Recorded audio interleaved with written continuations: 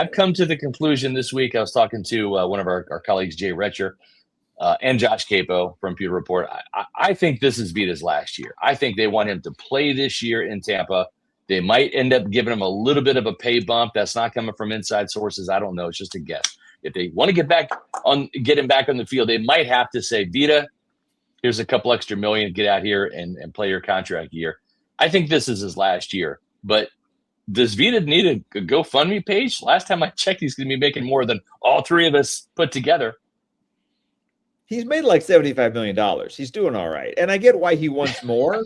And that's nice that I'm going to Jay Wolf's put $2 toward the GoFundMe. It's indirectly through us. But we can pass that along to him if we need to. If Vita was on with us, we'd get, I can give him a quarter of the Super Chat fund, and that would help things. Yes. We might need a lot more Super Chats tonight and the coming weeks to really make Vita feel special and feel like he should take the field again. Daniel Fisher with the Super Chat here. Thank you so much. You guys rock. Love the show. Go Bucs. When does this Vita? When does the show end? No, the show I know is going to end. We got about 11 more minutes, but yeah, at some point. No, but this Vita Vea situation. Good point. He's walking around the hotel, and he's going to meetings, and he's eating 3 meals a day. Whatever. He's doing everything except play football. And he's furious. He wants out of. He's so mad at the Bucs. He wants to be traded so bad that he got kidnapped by the team, taken to New York, where he has to go stand and watch practices as punishment. He's forced to smile while he's doing it, which is really odd. Absolutely, and joke with Todd Bowles. Yeah, he's having a good time, because he's having a good time. There you can see the animosity right there between Vita Vea and Todd Bowles, right there. Yeah, just seething animosity right there. And I'm not an agent. I don't know what exactly is going on, but this needs to stop, right? Like, yes, if there's a number that could get him in the top 10, 5, 6, 7, 8, whatever that is, $1 million, and chip him up for this year. Yeah. I know you don't want to make this a habit because the line will form at Jason Light's room, office door, right? Or where's mine? Yeah. But you know what? You need the big son of a gun. You just do. Yeah. And you're not going to – you said you're not going to trade him. If you're going to trade him, you're not getting anything that's going to help you this year. Probably a third-round pick somewhere down the road. That's losing football. And you're trying to go for it. You're saying you're a Super Bowl team. Everybody out there is committed. Yeah. Then maybe ownership needs to be committed too. And look, I'm the guy that said, well, you sign a contract to get a play. But you know what? Most of the time, the NFL doesn't do that unless it's guaranteed money. They cut guys all the time. Right. And still have years in They'll the cut contract. you, yeah. So $17 million is not where he should land right now. It's the deal he signed, and at the time it was fine. And the guys that are getting bumped up now are all under 30 years old by a significant margin. So, but this needs to stop. It just does. If he's not practicing and playing by the third preseason, the week leading up to the third preseason game, preferably by the second preseason game, now what you're getting, even if he does come back, is a guy who hasn't played football. It's not going to be a good Vita Vea. So, and he's probably going to be prone to injury too. Absolutely. Right, Rick? He's probably going to get there and pull a muscle or something. Yeah, I'm with you. Absolutely. Yeah. All right, we have a couple more minutes left here in the show. Let's get to our preview of the Bucs-Jets preseason game. We're obviously not going to sit here and predict a winner for this game. It doesn't count. It's exhibition. But who are some of the players that we're kind of excited to see? We've talked about some camp disappointments. Benjamin Morrison's not going to play. This will be the fourth preseason game he's missed since he became a Buccaneer. Hasn't played in one of them yet. We talked about Chris Braswell. Arrow's kind of pointing up for him. We talked about Ben Shaquillman, arrow pointing down. The last two practices, Chris Braswell has shown some signs of life. He needs to have a good game on Friday. So maybe let's start there. Rick, who needs to have a good game? And then who are you excited to see based upon what you've witnessed in camp? Give me a couple names. Wow, that's who needs to have a good game. Boy, it's such a good question.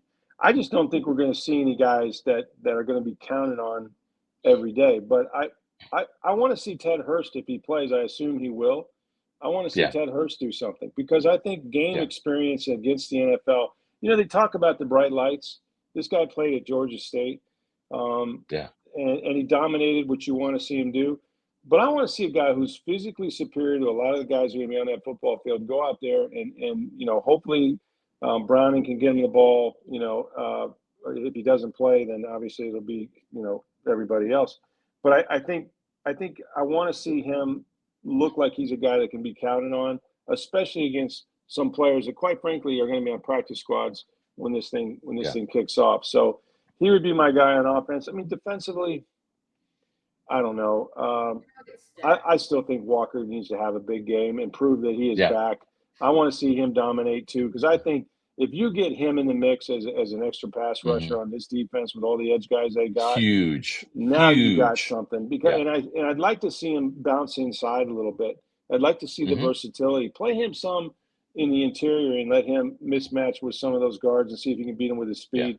Those are the guys I'm going to be watching, because I think those guys will actually have an impact on the season. I agree. Greg, how about you? This is a week where it's really fun to watch the long shots for me. The guys that are playing in the second half of this game that are fighting, just like their absolute peak is a practice squad job. Yeah. But again, it gets you in the building. It's what you want as an undrafted rookie. So on offense, Dean Patterson's a guy from right here in Lutz, Steinbrenner High School, has done You've had every other receiver the Bucs have has been dinged up in practice. So Dean's had 3 times as many targets as he should. Yeah. And he's really made a lot out of it. Catching some touchdowns too. Right, catching touchdowns. So Dean Patterson's a guy, again, played at Georgia Tech. I think he had 12 catches at Georgia Tech last year. So and you would not expect, this guy will be in an NFL camp, but he's made plays. And he's competing against the Garrett Greens and the Dennis Houstons who were in the practice squad last year. Eric Rivers is another Georgia Tech guy he's competing against.